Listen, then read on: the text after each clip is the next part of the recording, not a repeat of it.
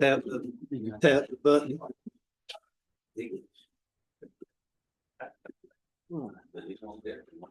Madam Clerk, I think we have a quorum. I'd like to open this town meeting, Town of Cedar Point regular meeting, Tuesday, February 25th, 2025. Everybody to stand for a moment of silence and then we'll do the pledge.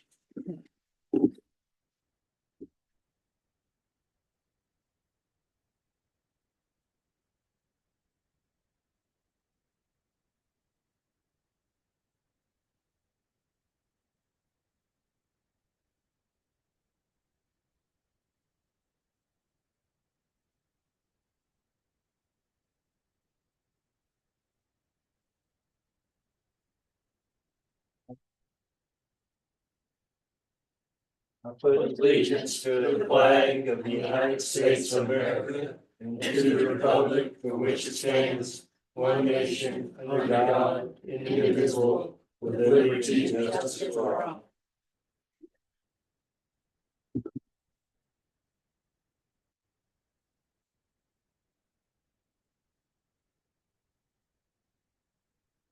Mary Ann, welcome. You made it to another meeting. Good job. We will. We're going to talk about you tomorrow. Take a list for you. All right, everybody had a chance to look at the agenda and the consent agenda. Any changes, anything you need moved, added? If not, I'll entertain a motion. Make a motion to approve the agenda and the consent agenda as presented. Got a motion on the floor. All those in favor? Aye. All those opposed? Thank you. Okay, Cameron, you gonna talk to us a little bit tonight? All right, come on, we're ready.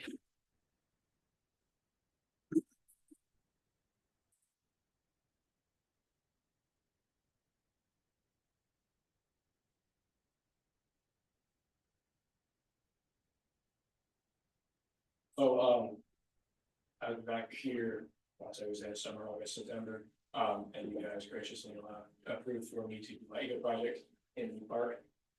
Which was building a bridge, along the Gale Trail. I have to say in December, we were successful in that endeavor. My volunteers and I came in on Friday, and the first stage, and then with the second stage on Saturday, I completed. I did go back to observe the bridge 3 weekends ago, in January, early February, still in good condition, good shape, and it's holding up as planned.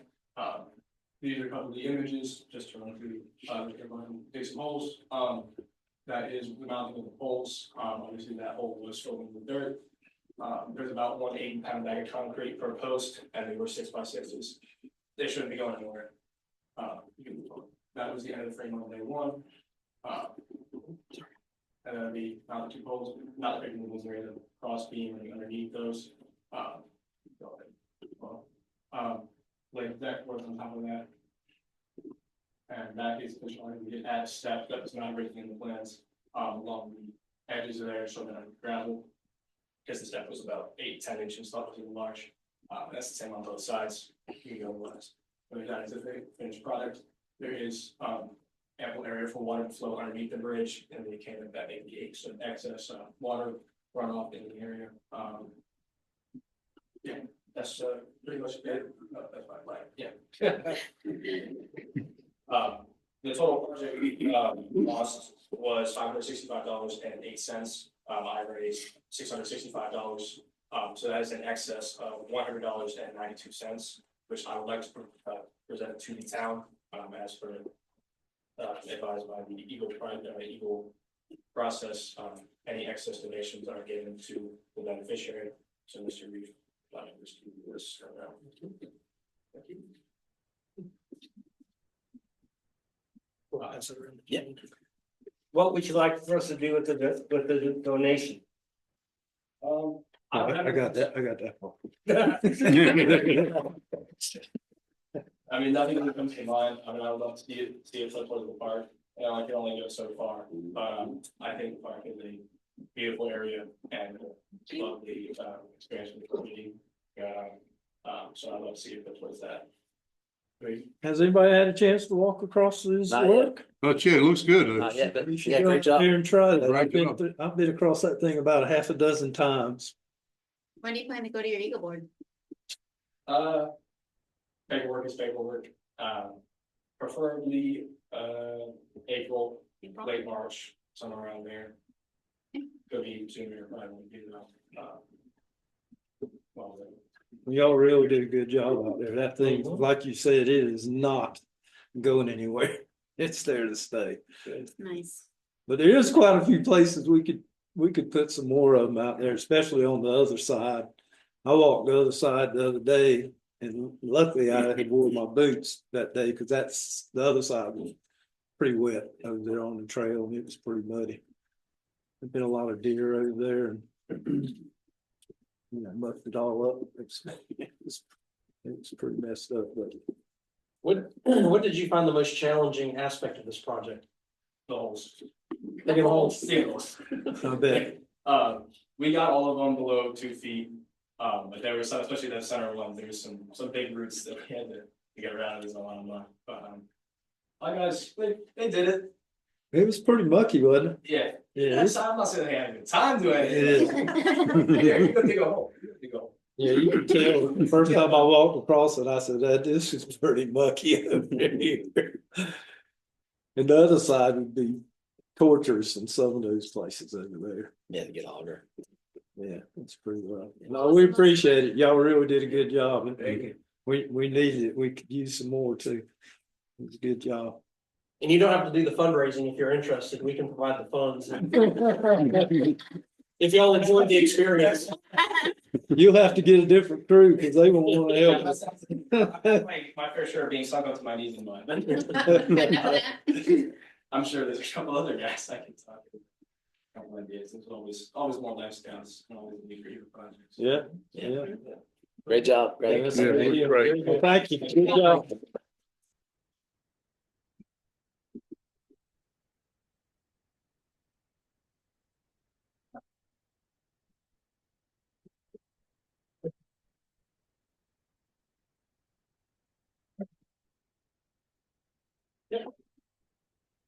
All right, I'll take care of it and we'll let you know. Thank you. Sure.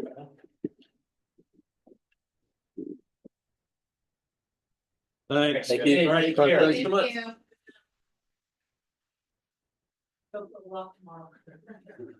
It's pretty nice. It's nice, but we could use, Definitely need one of those in the park. we could probably use a half a dozen more. It's pretty, the other side's getting pretty wet. It's really getting trampled by deer a lot. It is mucking the area up on that other side. It's kind of crazy. I mean, you actually gotta watch where you walk. When you go out there, which side do I go? It goes the whole side. Oh, Yellow it's on trail. it's on the right hand side as you go in. But yeah, just when you go to that side, I just walk the whole water's edge all the way around. Yeah. That's my favorite trail. It's really nice. But it can be a little wet. Gotta dodge around a little bit. And don't go out there in the summer. You look like a chigger had been living on you out there. It's pretty bad. Yeah, I seen 2 snakes out there. I actually see more snakes when I walk Fort Macon's trail, and not on the beach side, but on the sound side. There's a lot over there. I always see them. They don't care. They just want to get away from you. All right, David, you say we got Sarah Desker? I do. Online. She's joining us via Zoom. Hi, everyone. How are y'all? My name's Sarah. I'm a community planner at Eastern Carolina Council. I do have a presentation I'm trying to figure out. It's not letting me share my screen. Try it again. There's not like a button for me to. Hold on. Should be at the very bottom, little green. Oh, wow. Okay. There you go. We usually use Teams. Okay. So I have a presentation. I had met with David back in probably like August or September to talk about at the time, which was the only grant opportunity we had, which was flood mitigation assistance. So my position was funded by North Carolina Emergency Management for like a 2-year period of time, at least, to be able to build flood mitigation applications across our region. The focus of that grant, as well as what I'm going to talk to you about, is residential elevations, home elevations, as well as residential buyouts or acquisitions. That buyout is something that a lot of communities don't get super into out in our region, which is fine, but that is an option. The downside of the way they were running flood mitigation assistance at the time, however, was that it was a reimbursable grant program that was not managed by the state. So the cost would have to come from the town or the county, get reimbursed by the state, and the town or county would have had to manage and administer that grant. A lot had changed after Hurricane Helene happened, which I'll kind of get into, which led to new grant opportunities as well as changes to the way they're offering the other grants. And that is still something that's being worked out, but I'll also kind of talk about that. So, Hazard Mitigation Grant Program, also known as HMGP, is unlike FMA, disaster-related funding. It is not tied to a fiscal budget or a fiscal year. The other funding I was doing is an annual pot of money that becomes available. Hazard mitigation money, or HMGP, only becomes available through FEMA when a disaster is declared in that state. Due to Hurricane Helene and PTC 8, which was that tropical cyclone that hit, I think, Pender and New Hanover County, we had 2 declared disasters in North Carolina, which opened up hazard mitigation money. It is open statewide, so anytime hazard mitigation opens, they are open across the state. Precedence is given to the disaster impacted communities, of course, but the allocation of hazard mitigation funding is so high with Hurricane Helene that there is really no feasible way that even if you combined all of the projects from the past, like 5 disasters North Carolina's had, that we're going to be able to fill that pot of money.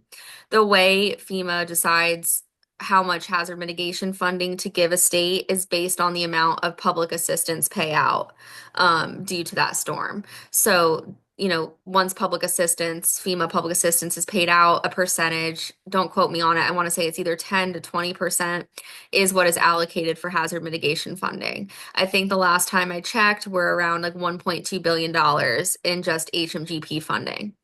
Again, you don't have to be a declared county, but declared areas will take priority. And by priority, all I mean is hazard mitigation applications have opened, and the state has been already submitting them for out west. We are not really submitting anything in the eastern part of the state until after the stuff for out west and any disaster impacted county is submitted, just because we want to make sure to submit everything out there first. You do not have to, project types are acquisition and elevation. Those are the 2 main project types. You can also do some infrastructure stuff, but that gets a lot more complicated with running benefit cost analyses, and funding priorities a little bit different with those.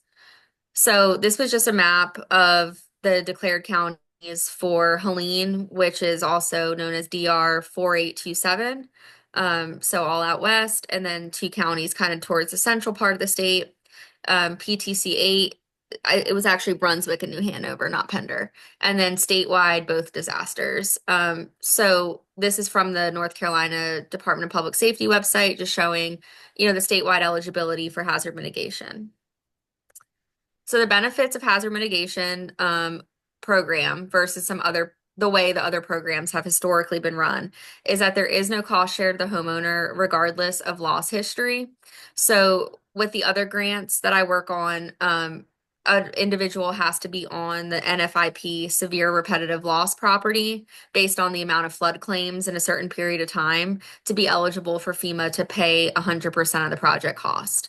With hazard mitigation, they do not have to be on the severe repetitive loss list, and they do not have to have insurance at the time, flood insurance at the time the application opens. they do have to, if they're doing an elevation, obtain and maintain flood insurance once the house is elevated. That is a condition of any of the elevation grants.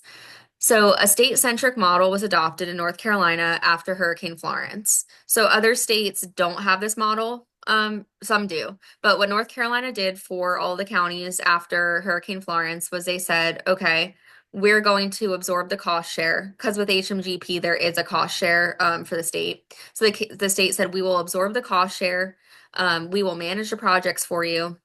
And so you don't have to do any of the admin work, any of the procurement, any of the overseeing of construction. And we will submit these applications for you, and you don't have to put any money up.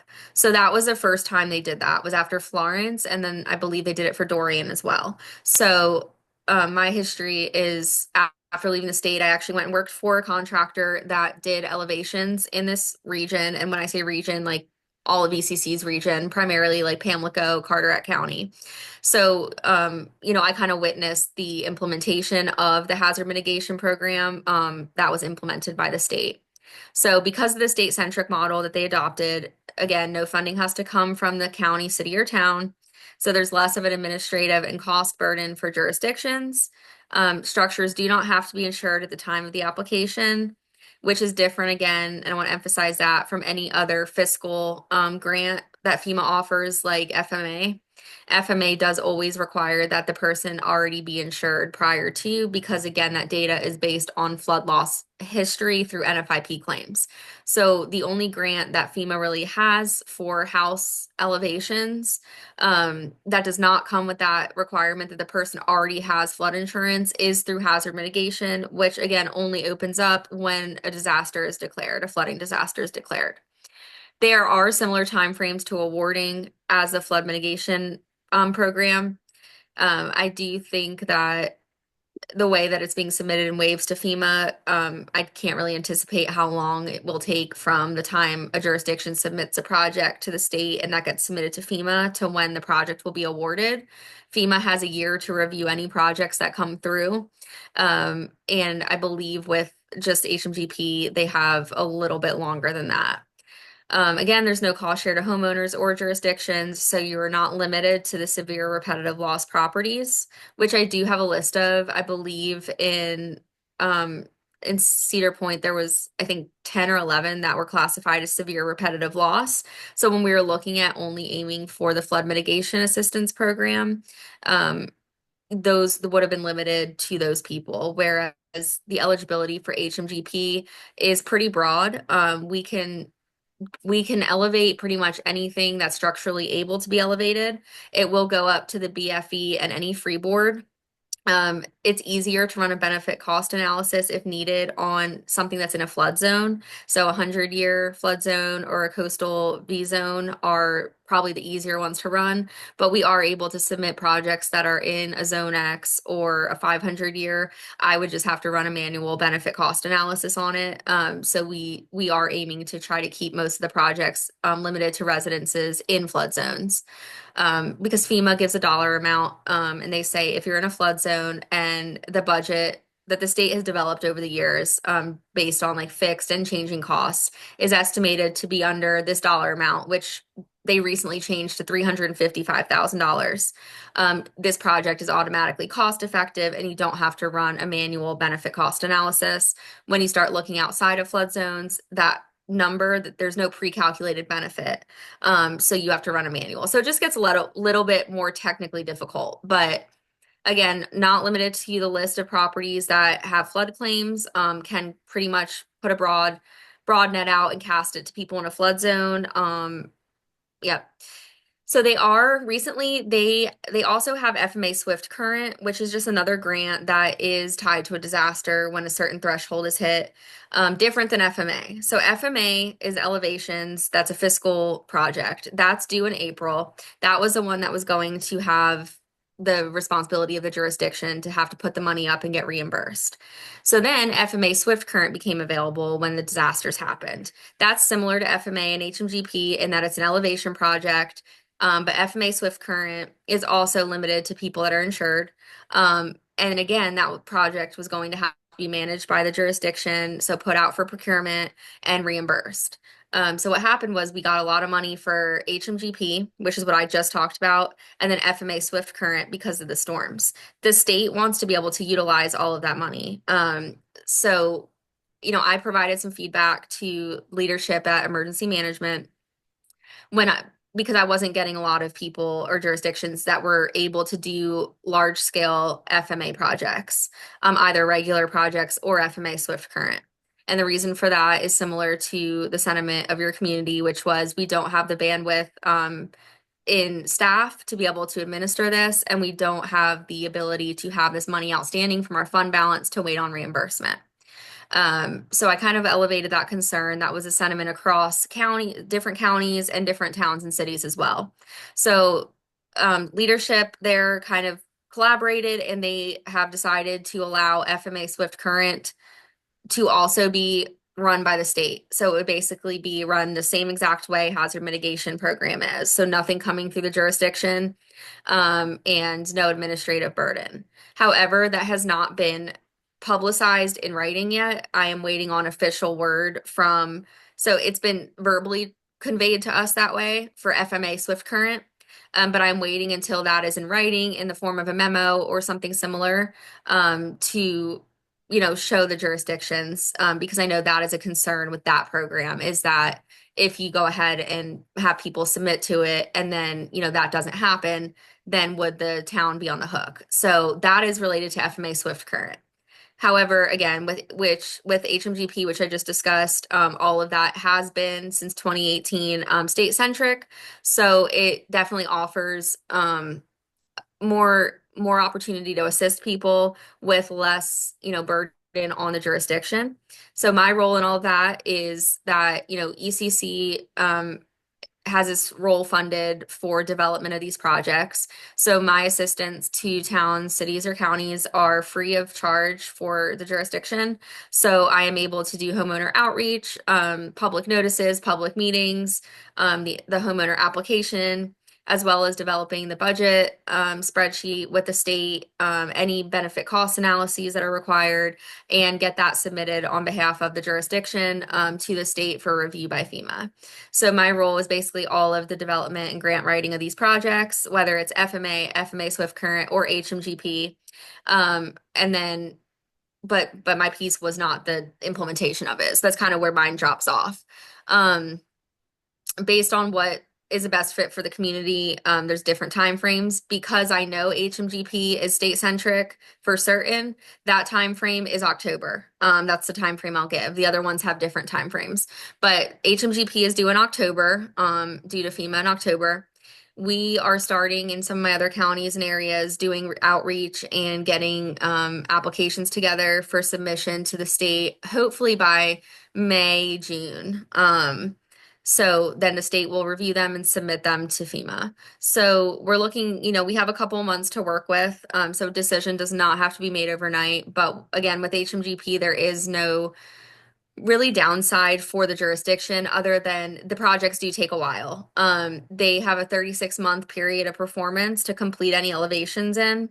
So that's once the project's awarded. So if this is something that a homeowner is interested in doing quickly, none of these programs are probably the right fit. I always preface it with homeowners by telling them there is no guarantee in funding, regardless of which program it is. And, all we can do is apply. And if you see a better opportunity, go and pursue that, because this is a lengthy program.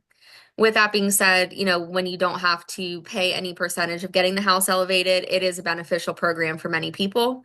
HMGP also does allocate money in the budget for temporary housing assistance when that person is out of their house for the physical elevation of that house, which once they start on that person's actual house, I've seen take anywhere from 60, 120 days, sometimes more depending on weather and all of that stuff. So Airbnbs or staying with friends and family, or even putting them in short-term apartments, is something that there is money allocated in the budget for, as well as any ADA requirements. If the person is unable to get in their house due to a permanent disability, they will initiate a change order to get the cost of a lift or a ramp, usually a ramp, unless they're not able to use one.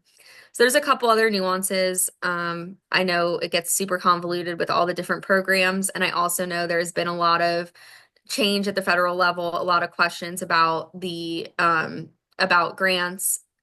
What I know is as recent as like today is that hazard mitigation, that money was, I guess, theoretically allocated. There has not been really any discussion, at least to me, about this not happening, especially because again, this money is a big source of what is helping be done out west.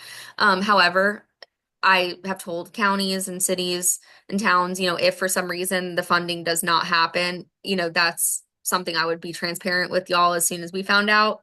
But that is not something I've heard discussed yet. So we'll see what happens with that. But so far, I think we're in a good position with especially the hazard mitigation program and the FMA Swift Current because they're disaster related. So timeframes and next steps would be, again, with HMGP, there's a rolling deadline, final deadline's October. I'm trying to get all of my jurisdiction stuff submitted to the state by May or June to give time to get it together and sent off to FEMA. It also gives homeowners time to get applications filled out, time for me to meet with homeowners if I need to, or host public meetings or anything like that. FEMA has a year to initially review. They can do further review after that. And then there's 36 months that they have to complete all projects in a jurisdiction. So if you submitted 20 properties for elevation, within 36 months of being awarded, that's the period of performance the state has to complete those projects. They can ask for extensions if needed. So again, that does not mean the one homeowner's property would take 36 months, but that any and all projects in a batch would have to be done in that time period unless approved by FEMA. So yeah, I can definitely answer any questions. I probably talked fast, but that is my little presentation. Yep. Anybody got any questions for Sarah? Maybe David? Well, Sarah and I have talked at length about these programs. I think kind of the highlights, and Sarah, correct me if I'm wrong. The big differences between this and what we looked at before under the FMA program is we as the town will be submitting projects to the state, which will ultimately submit them to FEMA. Sarah will be there to help with that process to make sure those applications are submitted. If they are in fact awarded by FEMA, the state will then step in and completely administer all the contracting, all the oversight, all the necessary temporary funding, and the state will receive that reimbursement. So all we as the town are basically doing is identifying and submitting these applications for FEMA consideration, and then we're basically out of the process. Yes. Just one question. Is that correct, Sarah? Correct me if I'm wrong. Yes, that was a great way of summarizing my tangent. Yes. Would the actual application that you would submit, is that burdensome to you? Is that what? Comes in. That's where she. I didn't hear the question. The question was, is the application process burdensome to town staff, myself? I have not gotten that feedback yet. For example, I'm working in Pamlico County on a massive application. So I'm hosting like an all-day workshop where people are coming and filling out applications with me. So I've met with their homeowners. I'm the one calling all of them. So far I like to think it has not been burdensome on staff. I like to say that I am willing to do as much or as little as y'all would like. Some jurisdictions might want to be more hands-on with, selecting which properties go in or, being the one whose name is on the letterhead, etc. That's fine. But if you guys are like, hey, send out letters to people in the flood zone and you want that done by me primarily, that is fine. I can be the primary point of contact and walk those homeowners through. It's really up to the jurisdiction, how much involvement they want to have and how much they want me to have. So David, where does any of this help us with somebody like Marty?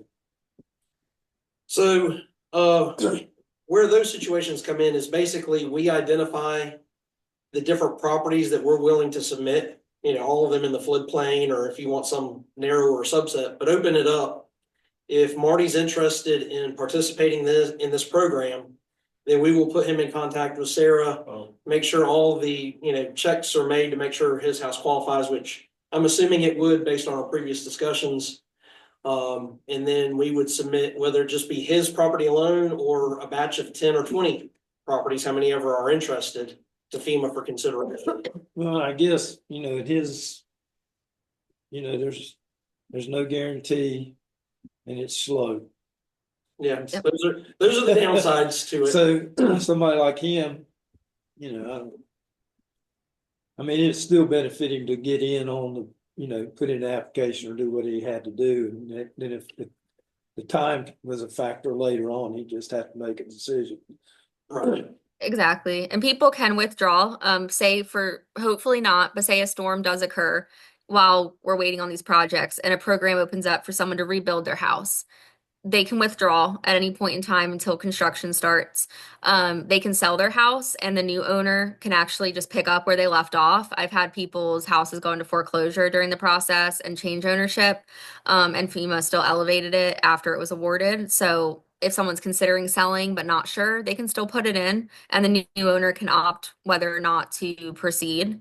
And yes, I'm definitely very transparent with timeframes. There's no guarantees. And I think what my recommendation is, and what I've seen be successful in areas that have done this over the years, anytime HMGP has gone out, is to have like a public notice posted, just saying, hey, if you're in a flood zone or if you're just interested, host a meeting, a presentation I can do, and then hand out applications and see who brings it back. With me explaining there's no guarantee that your house is eligible. If it's too expensive and it exceeds the budget limitations to submit, we won't submit it. And also making transparent that if an engineer comes out to your house once it's awarded and says that house cannot be elevated because it's not structurally feasible, that there's no guarantee. So I think that transparency of that is a big piece, and just making it known that it's not really the discretion of the town what FEMA awards, that you guys are willing to put in. And if FEMA says we're not funding this, that that wasn't a decision y'all made about an individual property, that's done at the federal level, not the town level. So And I guess if it moves so slow, Sarah, I mean, we could get another hurricane right on top of some of these houses that are in the process. I mean, does the process speed up, or or does it get slower? that's hard to answer. I think if they're actually physically doing the houses and then a hurricane happens, I haven't seen that happen yet. It moves pretty quick once a house is actually in construction.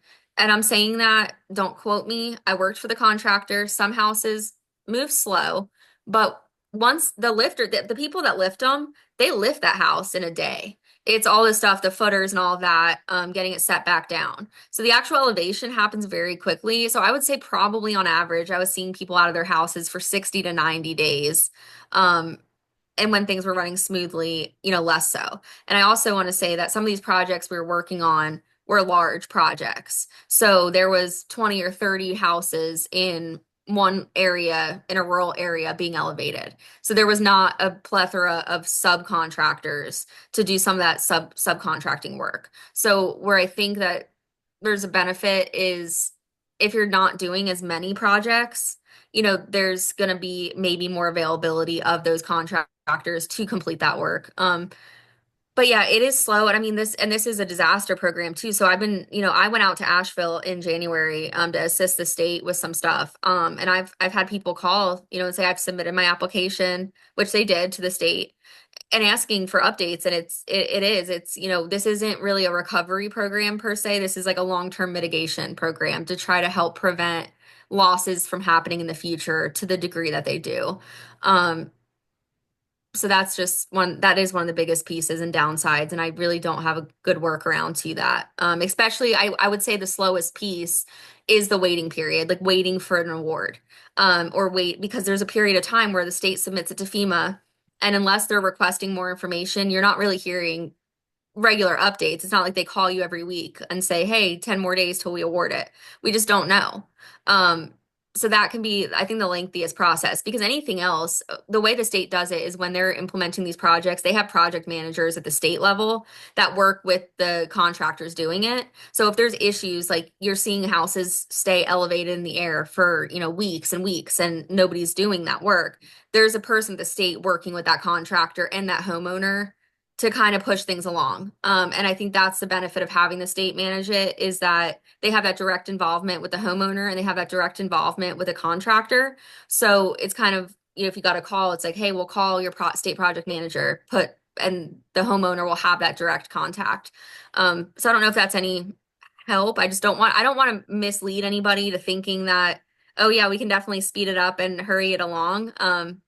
It's slow, it is, but I've seen the houses hold up, and the goal is less flood loss in the future, in these higher risk areas where they don't want to sell or move. It's already zoned as a residential area, so it's like, well, let's see what we can do to try to mitigate the risk of water invasion into the house. I think if they get through the application process is the largest thing to get through. So if you survive that and get on the other side of that, 60 to 90 days to get a house lifted around here is pretty quick. So if we can get a 60 or 90-day lift on a house around here, they did a good job. I've seen a lot of them take a lot longer than that. So I think that piece of it's good. The application process, I don't know. And we have some people on us right now that's in my thought line that I'm talking about that we have to work on. So we are trying to help. So we're just grasping at straws. It's just a matter of time. Once it's been awarded, right? That time frame to elevate 60 or 90 days, that could happen right away, or it could happen at the end of a 3-year time period. It's just the uncertainty of it. Yeah. But if you get that award notification, then it's just a matter of, just waiting for it to happen, or if you need to sell the house, the next person having that flexibility to either continue with it or not. I take 90 days every time.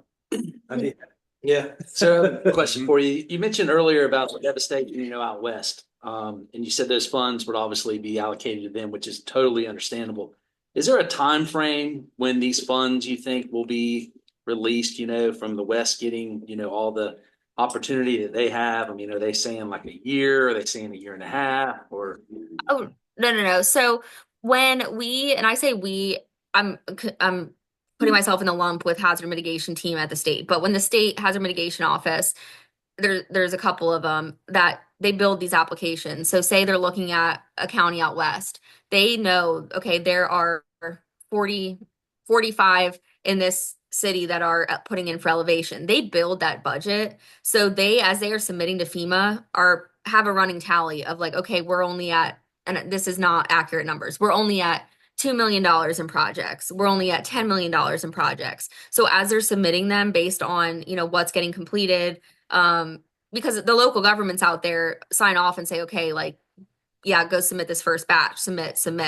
So it's, as they're doing it, they're keeping a running tally. So it's not like FEMA is saying, oh no, you can't submit until everybody out west. It's a state saying, we're submitting all of this out in these damaged areas. We're keeping track of how much money we're looking at in projects that are getting submitted. So the deadline that FEMA sets for projects, period, to get submitted across the state for this HMGP is October. So that's why I kind of held off on doing a lot of the outreach, and even in some of my other counties that knew they wanted to do HMGP when it was available. Because to me, if I call a homeowner today and say, we can submit you, in their mind, as soon as they filled out that application, in their mind that has been submitted to FEMA. And that's not the reality. So for me, I wanted to get closer to that October timeframe. So people aren't, oh, well, I gave you my application in November and you submitted to FEMA, so I was trying to just be cautious on the timing of that. And so that's why I'm starting to be in a place where I'm like, okay, they're starting to get projects batched out to FEMA for out there. So let me start gathering these. But that's something, Yeah, so they're keeping track of the project totals, and they know. So that was my concern too, was when it's advertised statewide, my concern was, what if we utilize all this out west and I do all this outreach out east? What if we run out of money before that? And I was just reassured, like, it would be a lot of projects, because there's only certain project types that are eligible really under HMGP, and not all of those projects fit the need of what's going on out there. So I think, and that's another strategy thing. Like, if we know we have until October to submit, when do we want to start gathering applications? It just really depends, I think, on the volume of interest. But I do think that it does add to the length of time people think they're waiting, if even they give me the application and I'm waiting to submit it to the state. The shorter that gap, I think the better sometimes. Thank you. Thanks. Any other questions? Hey, Dave. All right, so the board will talk about it, Sarah, and then I'll just follow up with you on what they decide they want to do and how we want to proceed. Okay, yeah, that sounds great. Thank you guys for your time, and yeah, David, if you have any questions or anything, just follow up with me and we can connect. Sarah, thank you so much. Thank you. Thank you. Thank you. Bye, guys.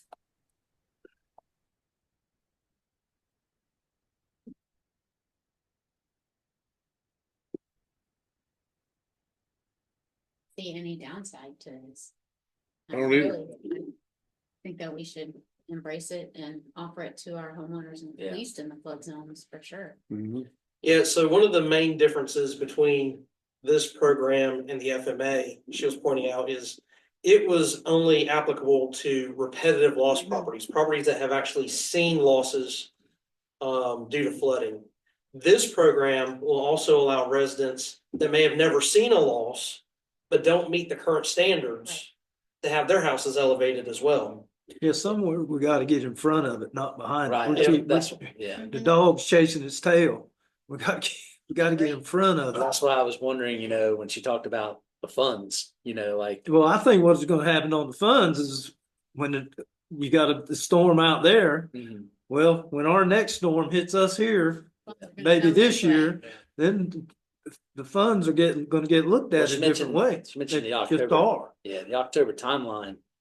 Well, we're hurricane season, September, October, November. Well, it's a fiscal year. Yeah, I know that, yeah. It'll be more, hopefully, ideally, there'd be more. But to funding hit this then. first, like you said, get ahead of it. You Yeah, don't if want to there's- wait. If and then there's a get- way we can Right. get ahead of this thing That's what I'm saying. and help some people, I Right. mean, we got plenty in Cedar Point. Yeah, we don't- But you got to have, That's when they find out about this. you got to have something to get in front of. What do you think a good number is? As far as like eligibility wise? got what, 11, right? 10 or 11. So those were severe repetitive loss properties. We had, the next round of that is just repetitive loss properties, and I think we have about 23 in total. 23. Repetitive loss properties. But this isn't just limited to those repetitive loss properties.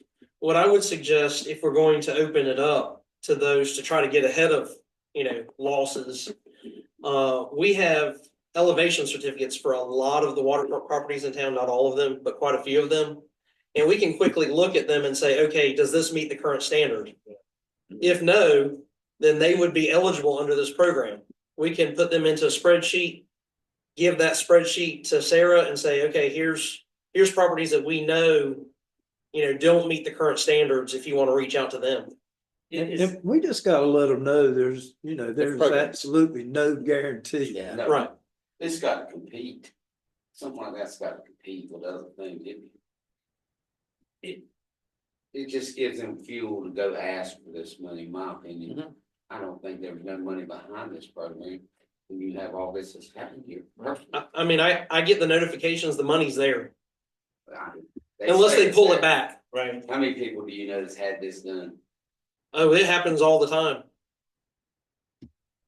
David, just. A lot of what I you don't saw. have no confidence in it. So a lot of what you saw after Hurricane Florence was the Rebuild NC program, which was a specifically storm-related disaster recovery grant.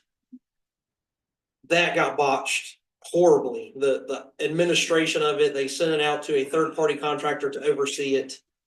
it wasn't until the state of North Carolina stepped into that program and said, we're going to take it back over from this contractor, that they started actually resolving the issues and had success with it.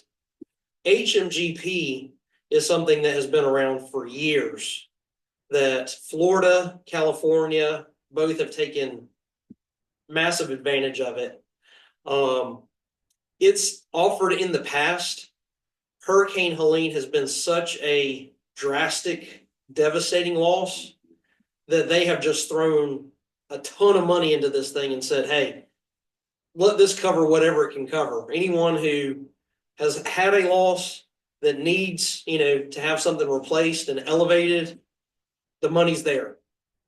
And what they've now kind of concluded is it looks like there's going to be a lot more money in this pot than can actually be used because some of the houses aren't left to elevate, right? They've went ahead and allocated it, and finding out that they need to kind of redirect some things and to address other losses. But, if they do the FMA Swift Current the same way, now that's the smaller subset of properties, but as long as it's state centric and the state will take on that full responsibility of administration and funding of it, where all we have to do is, submit the application. I say submit them. I mean, there's no harm to us as long as the public knows there's no guarantees. That's the biggest piece. We don't want them coming in here and attacking us. Well, they just need to know if they just turn down, it's not, we turned it down. It's like a free lottery ticket. Sure. It is. Submit them all that are interested. If you win it, it costs you nothing. It might take some time. If you don't get it, you don't get it. But if you're not willing to scratch it off, You can't win. Then you can't win. If you don't get it, it's not because of us. yeah. Well, the other part too, it takes David out of the hot seat. Mhm. Like he was put in the last situation. This takes him totally away from that. Where we put Sarah more involved, we give the names of Sarah and we say, this is what we would like to see. But there will be no, whatever the board decides to do, whether you open it up to just those that are repetitive loss, or if you open it up to everyone who might possibly qualify. Once we have that list of who might possibly qualify, then it's just a matter of does the individual property owner decide to submit or not? That's right. Yeah, that's right. But I think it should be as open as possible for people to choose from. I agree. I really don't think you're gonna see that many, just because It is kind of a pain in the ass. it is, even if they're willing to put you up in a hotel, some sort of lodging for that period of time. It is an inconvenience. Some people, you're going to be adjusting the grade of the house, number of steps going into the house, all those things that a lot of people aren't going to want to endure. But for those that do, it's a big benefit. And it is something that we as the town have already kind of indicated that, we want to do through our land use plan. It's one of the bullet points in our land use plan that we will provide our citizens with these opportunities as we are able. And we've come back with. Well, most of them common sense when they bought that place. They knew there could be problems. Yeah. Mhm. David, just to follow up, I just want to make sure your only responsibility is to identify which houses are basically qualified, right? So you're not going to be doing a lot of paperwork yourself. You're just giving.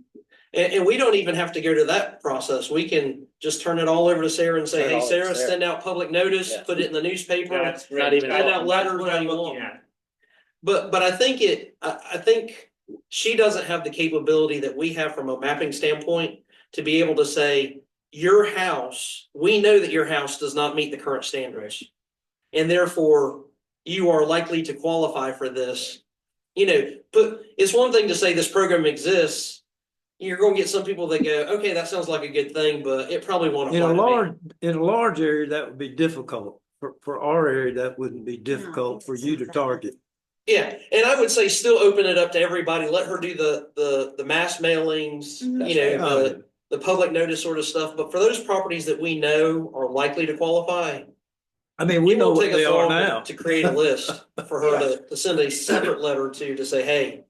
But you're not doing a 25-page submission. You're doing basically a spreadsheet or something, and that's it. And it will come back before this board of, here's the application we plan to submit. Does the board approve it? You say yes, I sign it. and I'm she just submits thinking it. of your time. Yeah, no, I'm, No, he'll be free. You don't even have to do it, do you? Let them fill out their own paperwork.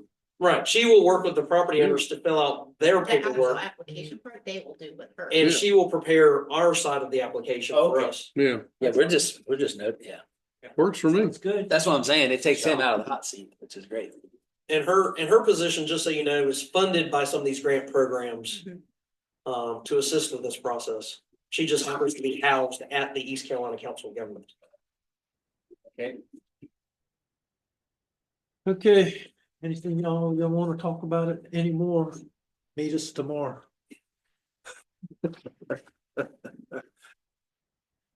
Gonna get Austin on the phone. Austin should be with us. He's already started sharing his screen here. Can you hear me? Yep, we can hear you, Austin. All right, great. So my name's Austin Eubanks. I'm the audit manager at Thompson Price Scott and Adams in our Wilmington office. And we had the pleasure of auditing the town of Cedar Point for the fiscal year end, June 30th, 2024. So we'll go straight into some required communications. Our responsibilities fall under the generally accepted auditing standards, government auditing standards, OMB uniform guidance, and the State Single Audit Implementation Act. We were able to design and provide reasonable assurance that the financial statements are free of material error and in compliance with government regulations. We were also able to perform all our planned procedures and have complete access to both management and required information, and we did not find any significant deficiencies in internal control this year. There was no adoptions or changes in accounting policies that affected the town of Cedar Point this year. Management's judgments and accounting estimates were deemed reasonable, as they should be. The financial statement disclosures were neutral, consistent, and clear, and we did not have any significant audit adjustments or unrecorded differences. We did not have any disagreements with management. We did not have any outside consultation or any other accountants involved with the audit process, and we did not have any prior retention issues. We did not have any difficulties while performing the audit, and we did not find any irregularities or legal acts, and we did not have any other findings or issues. So we jump straight into the numbers for the general fund. So your cash and cash equivalents on hand as of June 30th, 2024 was $1,526,844. You did have some restricted cash of $86,438. You had total revenues and other financing sources was $1,608,000. Your total expenditures and other financing uses was $1,402,000, giving you a positive net change of $206,395. One of the metrics that the LGC likes to utilize is the minimum undesignated fund balance. So a town your size would be in 34% of your total expenditures, and that would have been minimum threshold would have been $476,000. However, your unassigned fund balance was $1,502,000, and that puts you right at 119%. Your tax collection rate overall was 98.48%. So this is your operating summary for the past 4 years. So as you can see, each and every year, your total revenues have outweighed your total expenditures. And there was some grant money, of course, involved in 2022 and 2023. And that's why those were a little elevated. So looking at your top 4 revenues for the fiscal year. Your ad valorem taxes, you collected $718,382. That made up 45% of your total revenues. Your unrestricted intergovernmental, which is mainly your sales and use tax, you collected $471,000. And that was 29%. You did have some restricted intergovernmental, which is your grants. You collected $179,000, and that made up 11%. You did have some miscellaneous revenues, some developer fees of right at $105,000. That made up 7%. And all the revenues combined was right at $133,000. That made up 8%. And that's your sales and services of $65,000 and some investment earnings of $69,000. So moving on to your top 4 expenditures. So your Public Works and Transportation Department has spent $451,000, made up 32%. The Administration Department spent $429,000, and that was 30% of your total expenditures. Your Environmental Protection Department spent $151,000. Your Debt Service spent $185,000. All of the expenditures combined was $184,000 at 13%, and that's your Public Safety of $79,000, Recreation of $51,000, and your Special Projects at $55,000. So looking at your fund balance, and this is exactly what you want to see year over year. It's that steady increase from 1.2 million in 2021 to right at 1.7 million in 2024. 1.5 million is available to spend at your discretion. You did have $184,986 that was committed, restricted, and assigned, and that state stabilization of 98,000 and POW bill funds, cash on hand at the end of the year of 86,000. So looking back at that metric that I've talked about a little earlier was your general fund balance available as a percentage of general fund expenditures. And this is exactly what you want to see from 22 to 24, that 57% rising up to 119%. Again, that minimum threshold is 34%, and the average of similar units, so similar towns your size, they're sitting at around 63%. So you will almost double what average similar units are. Again, what this metric basically means, if you was not to collect any more revenue as of June 30th, 2024, you can still operate with normal expenditures on a month-end basis for an additional 14 months.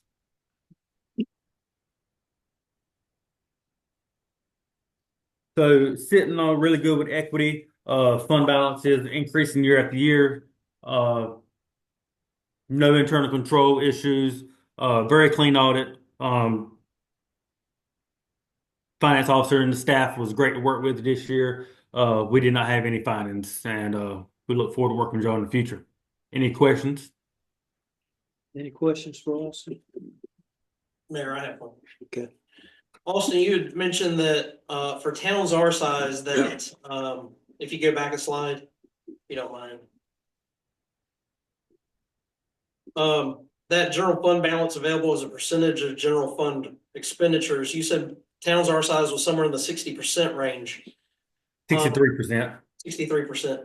I had seen a statistic somewhere, and I don't know if you have it right offhand or can just speak to this more generally. But towns along the coast generally have a higher percentage there than other places just because of our risk for hurricanes. Do you find that to be true? Or do you have any numbers of The LGC used to track that a little bit better. They used to require coastal towns to have a higher percentage than inland towns. But yes, overall, coastal towns do have a higher percentage. Okay. I just didn't want my board to think that, we're so far out of the norm. But when you look at the coastal towns, I know that number is a lot higher.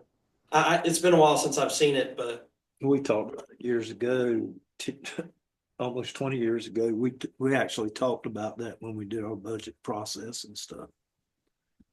Yeah, the LGC used to track that a little bit better than what they do now. And I know they used to require 8% for towns, and of course now it's went up to 34% for based on your ad valorem and your total revenues.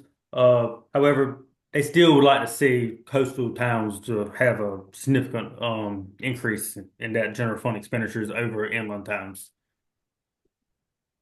thank you. Thank you, Austin. Okay, let You're me welcome.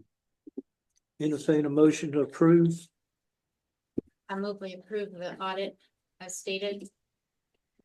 A motion on the floor. All those in favor? Right.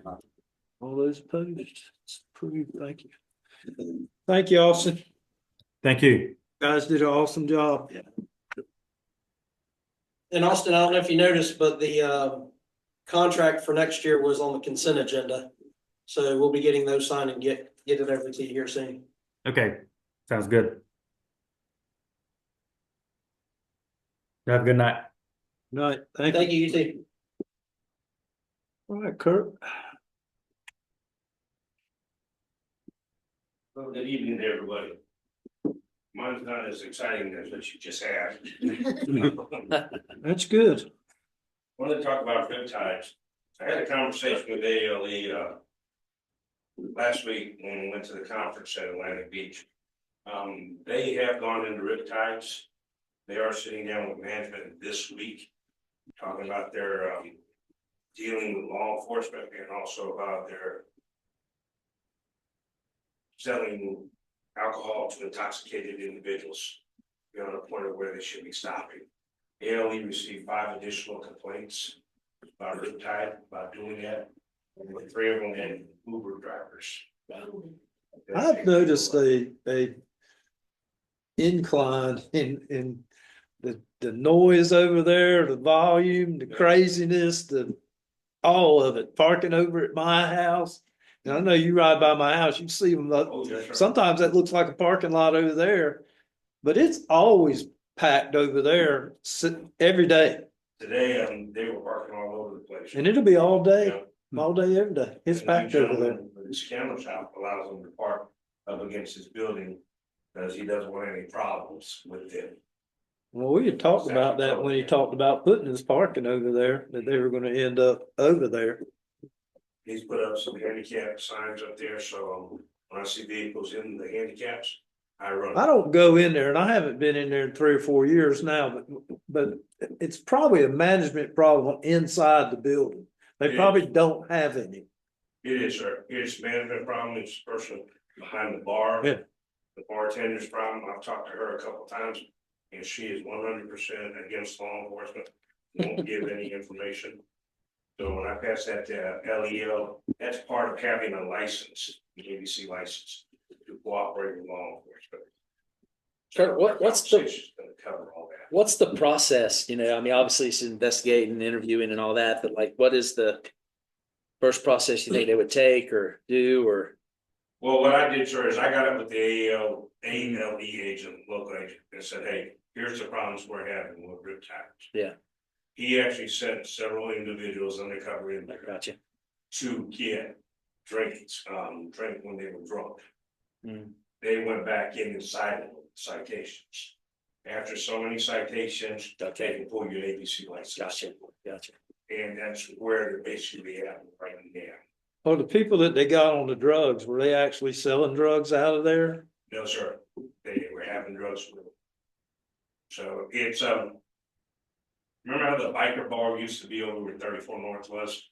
Yeah. This is what this is turning into, except it's not bikers, it's everybody but bikers. So ALE is hitting that real hard right now. And he's supposed to get up with me at the end of this week and let me know what the conversation was about. 34 North, we have not responded out to 34 North unless you've heard otherwise here lately. I've checked the boards every day I've come on. We haven't had any loud noise complaints or anything of that nature that I'm aware of. The 2 felony cases that I told you about, they both pled guilty for today. So those cases were closed. The felony case from Dunkin' Donuts was closed also today. She repaid all the money that she stole from Dunkin' Donuts.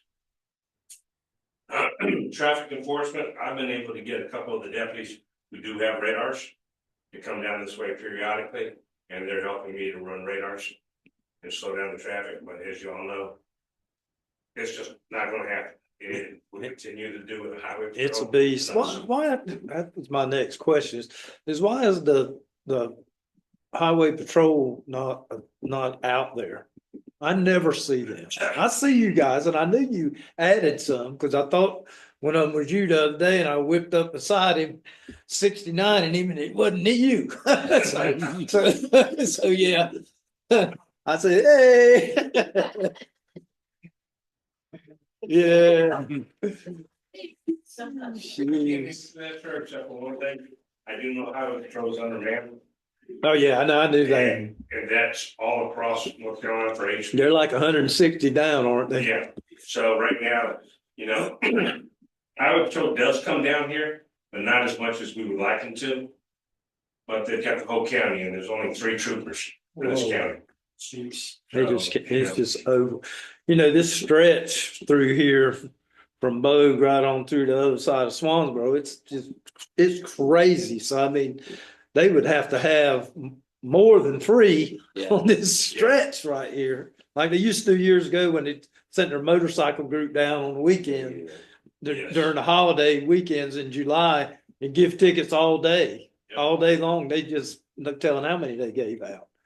And you know, it was a different back then, but you just don't have it now. People know they can go 60 and they go 60. today my highest ticket was 67. And they held that ticket. And we towed their car, they went to jail. I see it all the time. It's crazy what they drive. It is, It, but they know we're out here. We've done license checkpoints on Old 58 VFW road, so we make our presence known. And basically, that's not to catch anything, that's just to let them know we're and here. you know, it's not just here. You can get in your car and drive to Raleigh or Charlotte or wherever you want to go. Everywhere you go, you can go through any small town you want to. They're driving just as fast on the interstate as they are in that town. It's crazy what people drive. Unfortunately, we've got it bad because we've got them coming in from Swansboro, going out. You got that long stretch. Yeah. That they think is Indianapolis 500. It does. It really is. And it's solid 75 miles an hour. As soon as you hit the Bojangles in Swansboro, you get to the bridge in Jacksonville, even through their section of 45 in Jacksonville, it's 75 miles an hour. It's crazy. For Cedar Fest, what I'm trying to do is I just put in a grant for 1,000 ID kits. So we can do that at Cedar Fest for kids. I'm also partnering with the school resource officer, county one, at White Oak Elementary for bike helmets for the Cedar Fest. We're gonna try and ID the kids, the fingerprints of the parents, and then we've got bicycle helmets, both in the grants for. So we're gonna try and get that out there for them too. So there's a 2 or 3 guys that are riding their bikes. I don't know if they're motorized or what, but they're going behind the gym down here where that mound of dirt is back there, and they're jumping that mound of dirt. They're the motorized bikes. Okay, I thought they were. There was 3 of them there the other day doing it. They've And I got meant to ruts tell right you, here I just didn't tell behind you. our public works building as well, in the wooded area back here. Yeah. And I've talked to them, but unfortunately, they're not breaking the law. You know, until they start tearing things up. Well, I mean, my concern going by there is if one of them breaks his neck. I mean, what happens then? You know? You know, I talked to all 3 of Somebody's them gonna one sue time, somebody. the parents, Exactly. and told them about that. But a lot of the parents are, well, it's my kid, he's okay, he wouldn't do this. Yes, ma'am. He's okay till he's Yeah, not. I'll be back. Yeah. Yeah. He's okay till he's not, because they're hauling buggy now. Yeah. Oh, yeah, those things will move. Those things will Today I move. saw 2 little kids on them, cutting through the tree line by the fire station going to the park on one of those. But these 2 kids I at least see had 'em. helmets on. Yeah. So that's something. I do have a question for you. Speaking of the Sure. tree line here, Tractor Supply. So I drive that road all the time. Have we taken care of those homeless people in there? They're pretty much gone, sir. Okay, that's all I want to know. I appreciate it. Now, I will say, the 2 that I know that were in there are gone. Mhm. Not to say that Yeah. more are gonna come back, Right. but as soon as I find out about them, I go introduce myself. I got you. Well, I appreciate that. Yes, sir. And they find other places to stay. And my next question, I'm sorry, I got a lot of questions. I live down old VFW road. Who patrols the campground? That is right. Okay, Oh, county does, I'm sorry. got you. Most of the time, if I'm not working and county units get a call, they'll go there. But I go down to the campgrounds Okay. periodically all the time. I've seen some very unfamiliar people hanging out here lately. I And can seems like, guarantee that. and it seems like they're making a home, because I see them walking daily. There is one gentleman that's got an old RV Mhm. in lot 10A that I've got numerous complaints about walking through the trailer park. Yeah, That's up against it, they've called me. Ocean And he's harmless, but everyone gets worried when they see him. They thought he was the individual that escaped from jail right. a couple weeks ago and called me. Yeah. I've just seen a lot of unfamiliar people walking, that I just don't see. And it's just kind of concerning a little bit, especially this time of year, the weather's breaking and everything else. They're looking for somewhere to stay, be more. That's it. I saw one on the way here. I saw 2 individuals. I was like, that don't look right. Well, if you see them during the day or when I'm working, sir, just call me direct. Yeah, I will do And that. I'll be glad to go out and talk to you. Thank you so much. My question for the board is, what can I do for you? Make Cedar Point a better place for you all. Within reason, of course. I want to be sharp with that. I just think, the problems that we discussed tonight are the problems that we have, I think you're doing all you can. And you know, I have seen other officers down at this end. I have seen that pick up. Way down. Yeah, I even go up there and harass them. But, yeah. I think the whole sheriff's department does a good job. You know, I guess. our really. parks, these parks around here, it's a wonder they're not worse than they are. Yes. I know, that's why I'm bringing these things up. But they're good. Yeah. I mean, they're good. I've seen parks a lot worse than these parks. Believe me. We're lucky. We're a lucky area. The drugs could be a lot worse here because there's a lot of drugs in Carteret County. If you don't believe it, go sit in Ace's office and hear what he has to tell you about it. Very lucky here at Cedar Point. We found some earlier in Jane's desk. No, I don't know that. We did. Oh, we did. What? Yeah. Listen, to clarify. Get a new The- desk. No, I've been wondering why she kind of pale and stuff, you know. the new Was it canine officer came and It it was was a Matt. drill and they Oh. hid some drugs in my desk drawer. And canine Una found them rather efficiently. It was right on them. Kirk, Awesome. I appreciate you asking what, what we can Yes. do, what can we do for you, as far as support, and I mean, is there? Because Honestly, obviously, sir, you guys are more supportive than when I first took this position. I thought you were gonna be. You've always been supportive of law enforcement down there, which is great. Mhm. And I make sure the younger officers know that in Cedar Point, when I'm not here, come in because they support law enforcement. So I really can't ask anything more. sir. well, please just let us know whatever we can do, because I want to make sure. Appreciate that, sir. Has staffing increased on the west side, or it's still pretty much at the same or lower level? We're actually 2 down, sir. So what, 2 deputies usually on a shift? Right now, on the west end. Mary Ann handles that. Mary Ann handles, like, she does the hiring, the sheriff people. Is, we'll have a lieutenant. Problem. Tag. Long guy. So what, say that again now, sorry. On the west side of the house, sir, you normally have a lieutenant as your supervisor for the entire county, a shift sergeant, and then 2 road dogs, and the east will have 2. Okay. So, and that's a light shift. If your shifts are full, the west side's gonna have, night shift will have 1, 2, 3, 4 road dogs, a sergeant, and an LT. Y'all do know how big this county is, Yes, right? and that's fine. It's huge. Oh, yeah, that's why I wanted to. And we've now broken it up into zones. So that's helped us a lot, but You go down east, you're in always no nice to man's have land. more. You are in Always no need man's more. land. They got pay raises last year. Well, Still need more bodies though. Well, finding them so hard. It I is. mean, that would mean, The quality, a lot of people don't want to be cops anymore because of the public. Yeah. It's the backing up of the blues not there anymore. Well, it's taking pay now. Yeah. If you're not competitive, you ain't gonna get them. I'm just saying that, I'm throwing it out there. city raises them, everybody runs to Moorhead. and Exactly. Everybody else is looking. It's like people go from Carteret County to Onslow County to the base or wherever. Cause they're gonna make more money.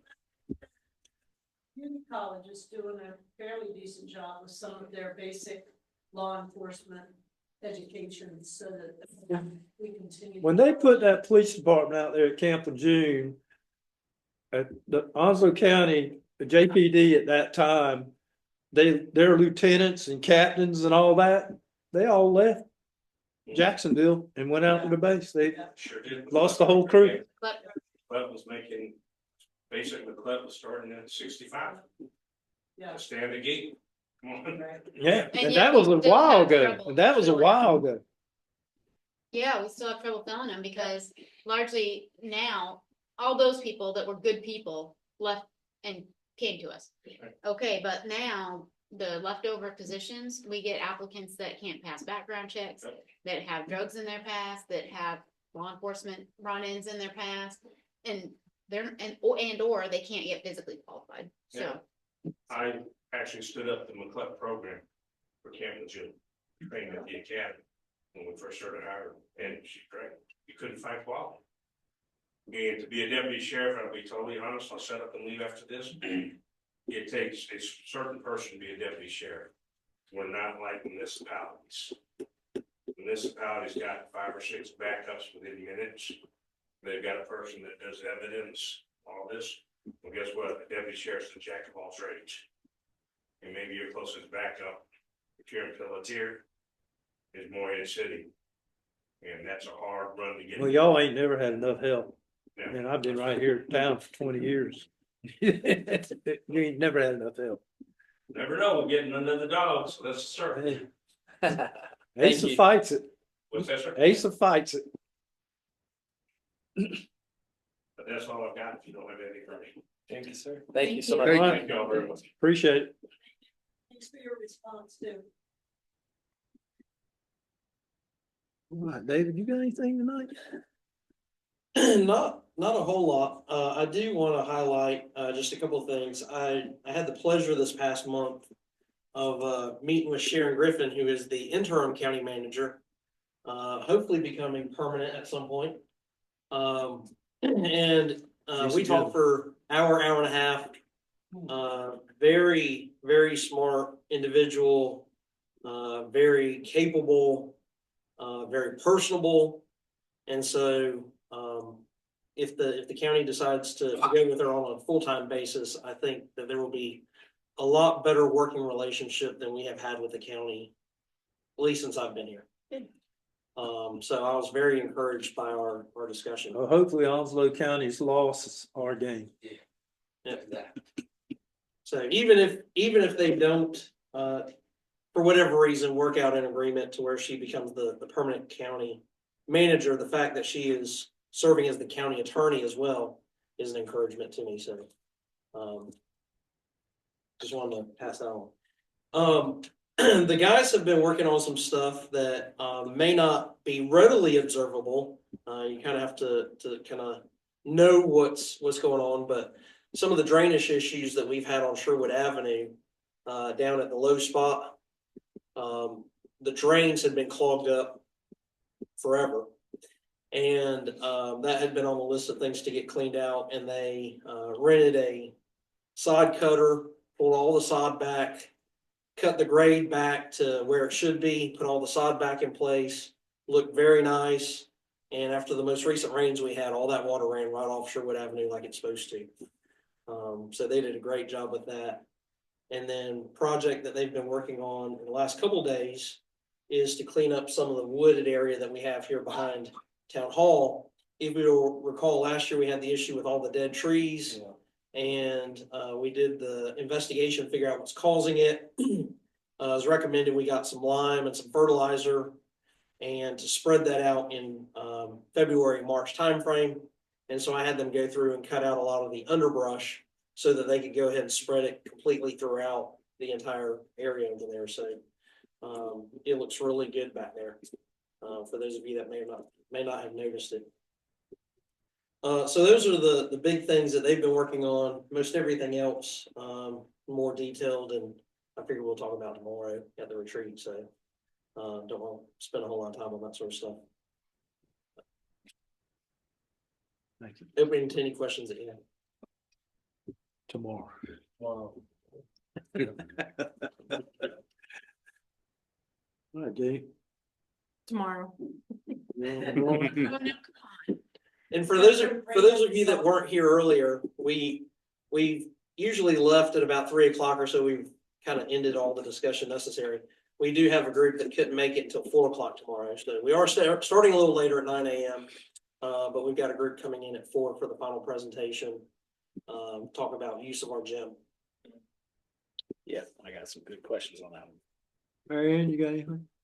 You're the public. No, I don't. I've been enjoying working with David, and I'm really glad to hear that you were gratified by Sharon's visit. I've worked with Deputy Kirk, on a couple things. We're trying to resolve mutually resolve some nuisance issues in the county, in the town, ETJ. I think we're gonna be able to figure that out during the day, but I find it hard to believe that we've got property in our county that nobody has jurisdiction over. So I think we're gonna get to the bottom of that. And when we crack the nut on that, it may impact other municipalities that have just not been dealing with some of their nuisance issues. So I'm gratified by that. Nobody's looked at it. Pardon? Nobody's looked at it. No, it's a lot, but take the time. Nobody's wanted to look at it. Yeah, But no, We're looking at it. thank you. thank you. We're looking at it. We're So, on your team. You need the help. You know where to come and look, right? And I've been looking at it a few months now, but now that we've got some management leadership in the county, I think we can come to a good resolution. And that's why I'm creating relationships with you all, so that these things don't become explosive and non-negotiable. So I appreciate that. Thank you.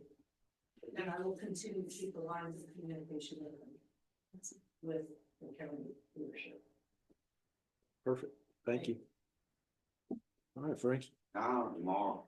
You I ain't tomorrow? got nothing. John, you got anything? Tomorrow. You tomorrow? Pam? All right, y'all, I'm sorry I can't be there. Arbitration's call.